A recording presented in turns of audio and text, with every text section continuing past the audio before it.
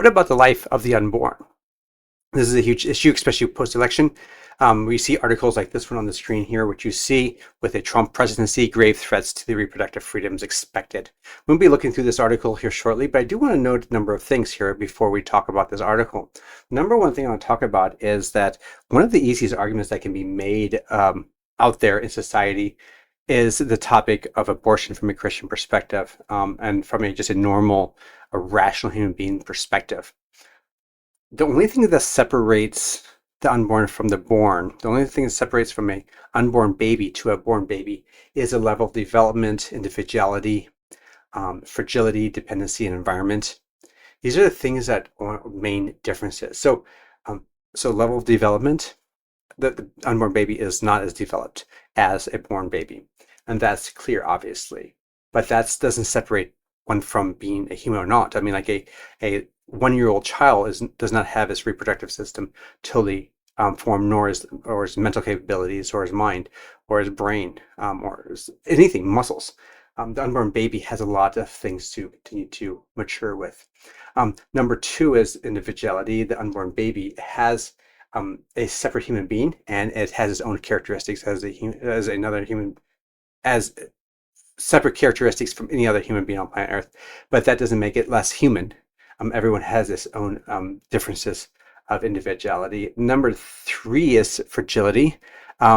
We have that the baby is dependent upon mother to care for it, but the baby outside the womb has a necessary and needs care from mom as well, or some other person, just like the unborn, except for the unborn is intrinsically tied to the mother, because that is a proper place for the baby to be, is in the mother's womb.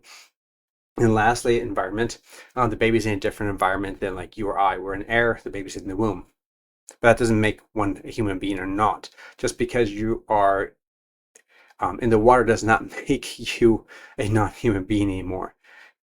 So these types of arguments are really poor arguments to be made. And I think a very solid foundational argument of life, number one, is that the unborn baby is a living human being. Like it's living, like it's alive in the sense of a fully formed human being, like fully formed at that stage of development. Like genetically, it's a human being. At the cell level, it's a human being. At just the shape of the body, all the different characteristics, organelles are all human organelles and organs that make up the human being at that stage of development. The baby is supposed to be there. This is where the body is designed. Both male and female reproductive systems are designed to have the offspring to reproduce. And so this is a totally normal and expected thing when you go through certain acts of life. It makes babies. And there is freedom in that, obviously, in our society. No one's against that.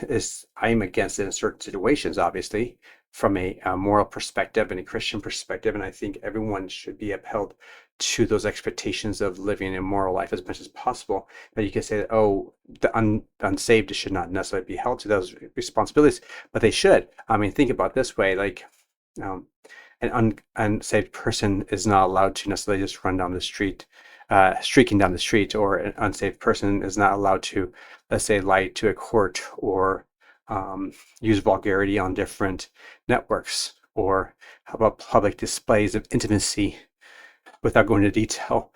Those are all illegal things to do. Theft is illegal, murder is illegal. These types of things are illegal at different levels in society. And just because someone's non-Christian does not exempt them from being held to those standards that the Bible holds or positions for people to do and not to do. So with that said, we have to remember that the unborn is a human being, and it's a very easy argument to be made that the unborn needs to be saved and needs to be preserved.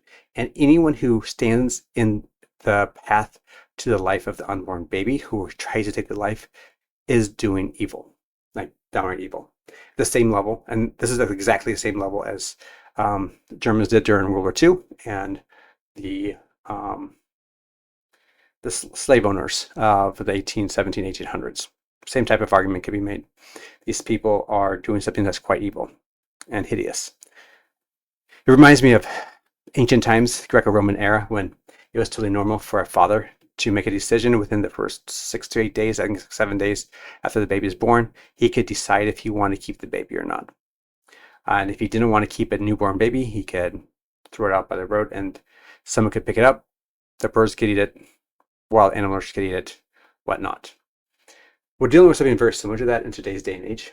And we are about as barbaric or more barbaric than a lot of the barbaric people of ancient times. We see another issue that's raises up with, if you're looking at this article here, reproductive freedoms. We already have reproductive freedoms. This is not an issue at stake here. Words have been redefined in society, and that's concerning. We live in a society when men and women are not men and women anymore. We live in a society when marriage is not between one man and one woman anymore.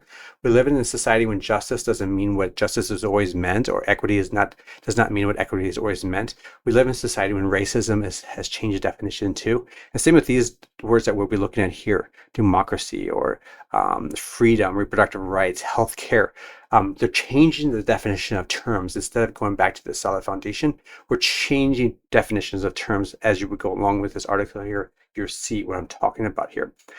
Okay, anti-rights. It is anti-right. I don't think anyone does have the right to murder other people. So I'm not sure what they're talking about here. Reproductive rights, access to healthcare.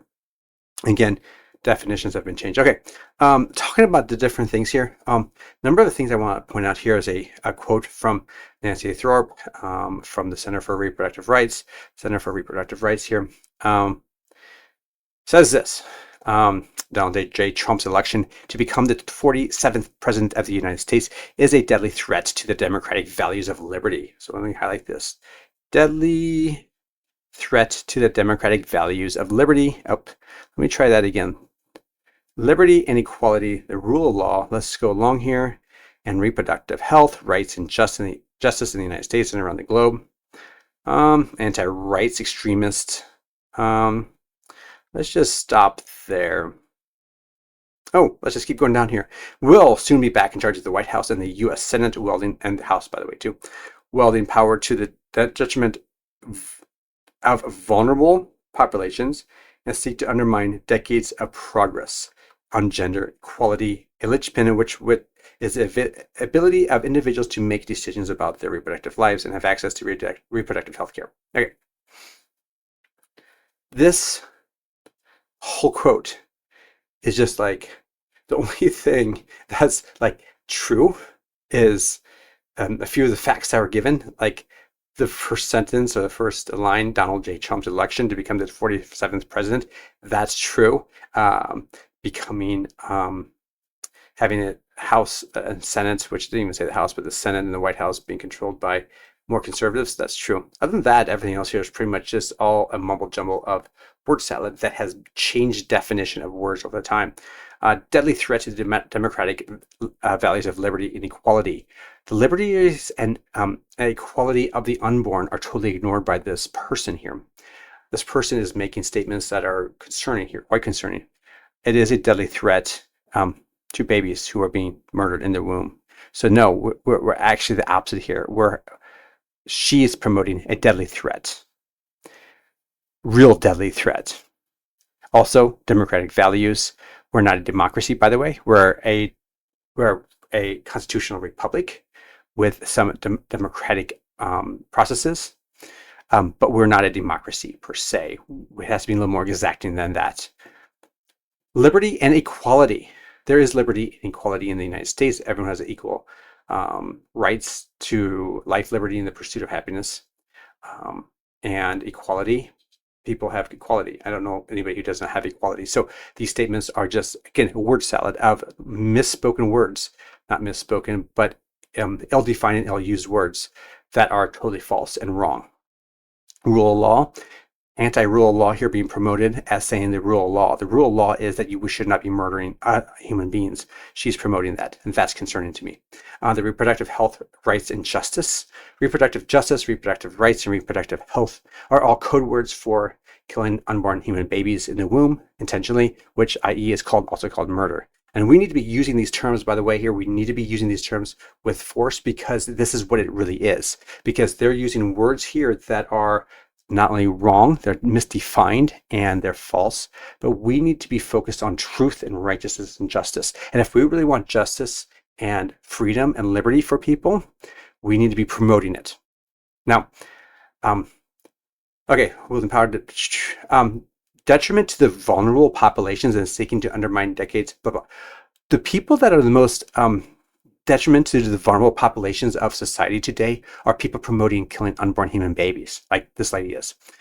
This is hideous language that's being said here, and it's really concerning to me. Gender equality, we already have gender equality, so I'm not sure what's going on here. We're humans. We have right to life, liberty, and the pursuit of happiness. I'm not sure what's going on here, especially in the United States. If you don't want to talk about, like, let's say in some sort of Arabic countries, Islamic countries, sure, fine. But we're not talking about that. We're talking about the United States here. Individuals to make decisions about their reproductive lives and have access to reproductive health care. We have that already. So she's totally false here. Again, word salad, that's not true. I talked about the Project 2025. It seems like a lot of people don't like it for some reason, including these people.